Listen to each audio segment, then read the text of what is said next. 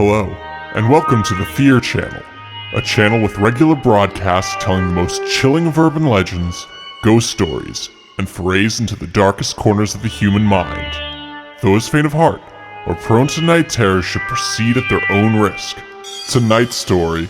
is William of Newburgh's Histories.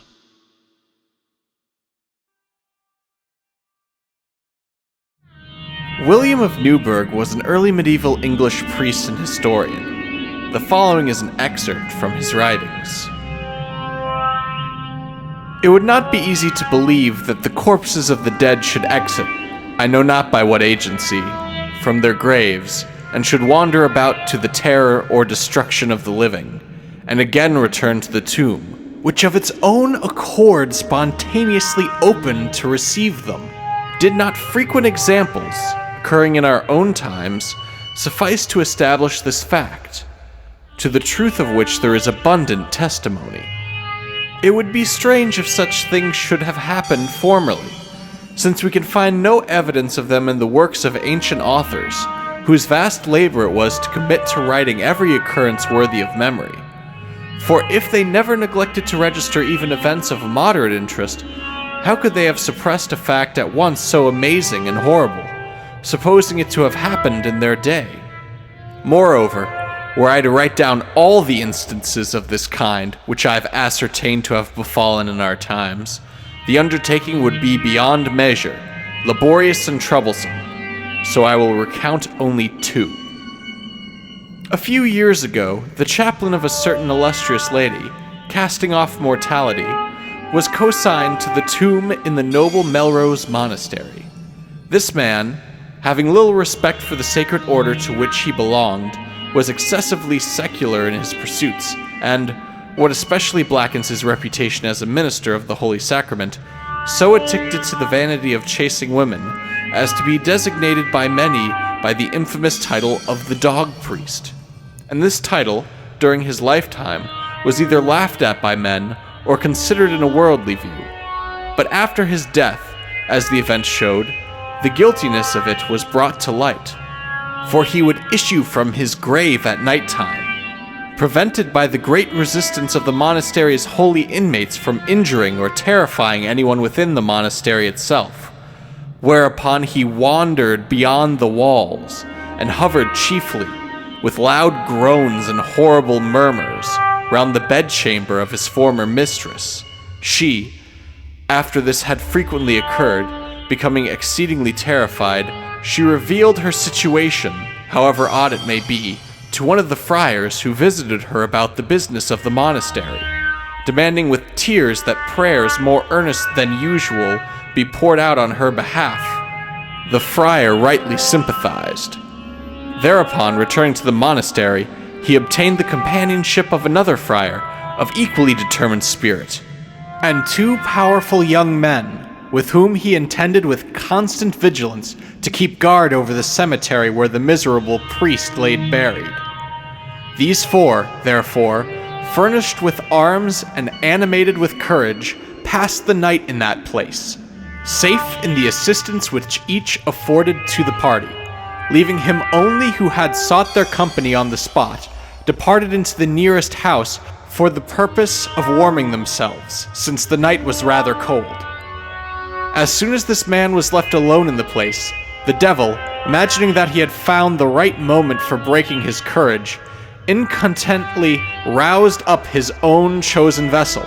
who appeared to have reposed longer than usual. Having beheld this from afar, he grew stiff with terror by reason of his being alone, but soon recovered his courage, and no place of refuge being at hand, he valiantly withstood the onset of the fiend, who came rushing upon him with a terrible noise, and he struck the axe which he wielded in his hand deep into his body. On receiving this wound, the monster groaned aloud, and turned his back, fled with rapidity not at all inferior to that with which he had advanced, while the admirable man urged his flying foe from behind, and compelled him to seek his own tomb once again, which opened of its own accord, and receiving its guest from the advance of the pursuer, immediately appeared to close again with the same facility. In the meantime, They, who, impatient of the coldness of the night, had retreated to the fire, ran up, though somewhat too late, and having heard what had happened, rendered needful assistance in digging up and removing from the midst of the tomb the accursed corpse at the earliest dawn. When they had divested it from the clay of the earth, they found the huge wound it had received, and a great quantity of gore which had flowed from it in the sepulchre. And so having carried it away beyond the walls of the monastery, they burnt it, and scattered the ashes to the winds. These things I have explained in a simple narration, as I myself have heard them recounted by men. Another event, also not unlike this, but more pernicious in its effects, happened at the castle which is called Anantis, as I have heard from an aged monk who lived in honor and authority in those parts, and who related this event as having occurred in his own presence. A certain evil man, conduct flying, through fear of his own enemies or of the law, out of the province of York, to the lord of the before-named castle, took up his abode there, and having cast upon a service befitting his humor, labored hard to increase, rather than correct, his own evil propensities. He married a wife, to his own ruin indeed, as it afterward appeared, for hearing certain rumors respecting her, he was vexed with the spirit of jealousy. Anxious to ascertain the truth of these reports, he pretended to be going on a journey from which he would not return for some days. But, coming back in the evening, he was privily introduced into his bedroom by a maidservant who was in secret, and lay hidden on a beam overhanging his wife's bedchamber, that he might prove with his own eyes if anything were done to the dishonor of his marriage bed. Thereupon, beholding his wife in the act of fornication with a young man of the neighborhood, and in his indignation, forgetful of his purpose, he fell, and was dashed heavily to the ground near where they were lying. The adulterer himself leaped up and escaped, but the wife, cunningly dissembling the fact, busied herself in gently raising her fallen husband from the earth. As soon as he had partially recovered, he upbraided her with her adultery, and threatened punishment, but she answering, "Explain yourself, my lord," said she. "You are speaking unbecomingly, which must be imputed not to you, but to some sickness with which you are troubled." Being much shaken by the fall, and his whole body being stupefied, he was attacked with a disease, insomuch that the man whom I have mentioned as having related these facts to me visiting him in the pious discharge of his duties, admonished him to make confession of his sins, for last rites. But as he was occupied in thinking about what had happened to him, and what his wife had said, put off the wholesome advice until the morrow, that morrow which in this world he was fated never to behold. For the next night,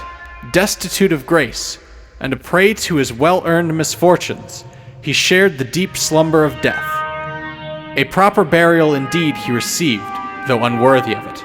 but it did not much benefit him, for issuing, by the handiwork of the devil, from his grave at night, and pursued by a pack of dogs with horrible barkings, he wandered through the courts and around the houses while all men made fast their doors, and did not dare go abroad on any errand whatever, from the beginning of the night until the sunrise, for fear of meeting and being beaten black and blue by this vagrant monster.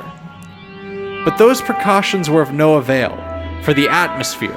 poisoned by the vagaries of his foul carcass, filled every house with disease and death by its pestiferous breath.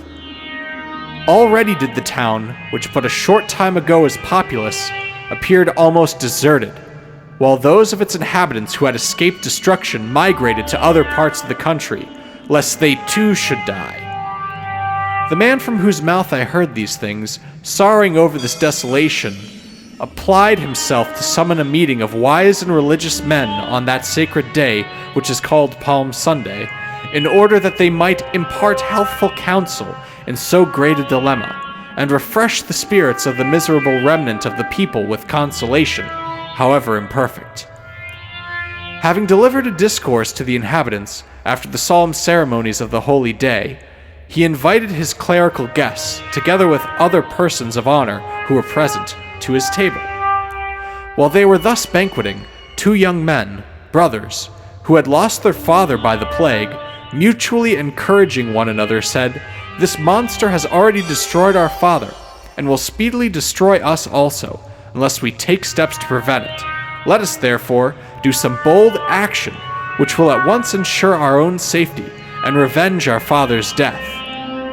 There is no one to hinder us, for in the priest's house a feast is in progress, and the whole town is as silent as if deserted.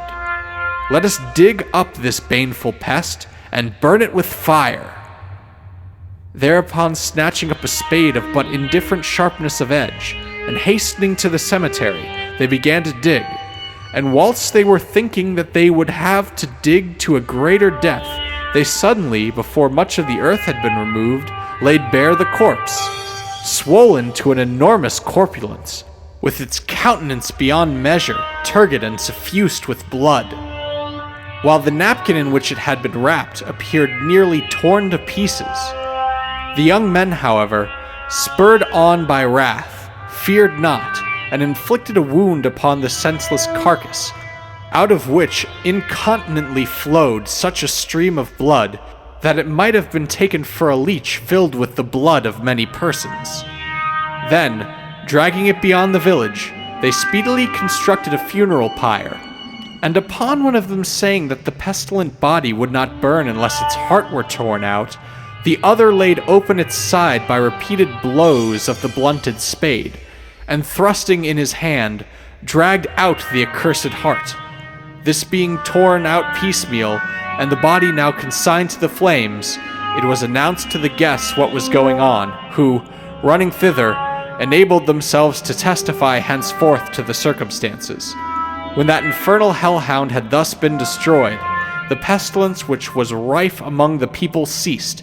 as if the air, which had been corrupted by the contagious motions of that dreadful corpse, were already purified by the fire which had consumed it.